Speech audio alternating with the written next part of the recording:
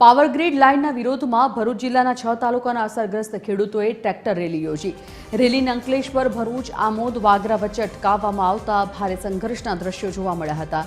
ખેડૂતોની મુખ્ય માંગ જમીન સંપાદન માટે યોગ્ય અને પૂરતું વળતર આપવાની છે, ત્યારે ટ્રેક્ટર રેલીના પગલે પોલીસ તંત્ર પણ સતર્ક બન્યું હતું।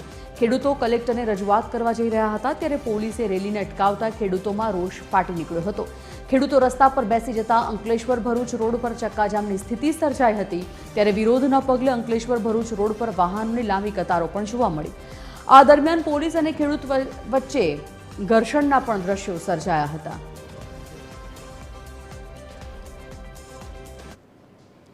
આજે સમગ્ર ભરૂચમાં જે વીજ ટાવર લાઈન જઈ રહી છે એના માટે અમે આવેદનપત્ર અને ખાસ કરી તિરંગા યાત્રા લઈને કલેક્ટરશ્રીને અમે આવેદનપત્ર આપવા જઈ રહ્યા હતા, પણ જે રીતે ખેડૂતો સાથે પોલીસ ઘર્ષણ કરી રહી છે અને ખાસ કરીને રેલીની પરવાનગી છે અને ત્યાર પછી જે રીતે મનમાની કરે તમે જો તો ઉદ્યોગો ખેડૂતોના લોકો ઉદ્યોગની વિકાસની જે વાર્તા સરકાર કરી રહી છે એનો અમે વિરોધ કરી રહ્યા છીએ। અમારી મહામૂલી જમીન મીટરના 50-100 રૂપિયા મીટરના ભાવે લઈ લાવવાની વાત સરકાર કરી રહી છે એનો અમે વિરોધ કરી રહ્યા છીએ અને આવનાર દિવસોમાં જમીનની બજાર કિંમતના 4 ગણા જ્યાં સુધી વળતર ન મળે ત્યાં સુધી આ વીજ ટાવર થાંભલા અમે લાખવા દેવાના નથી। એની સાથે આવેદનપત્ર આપવા જઈ રહ્યા છીએ।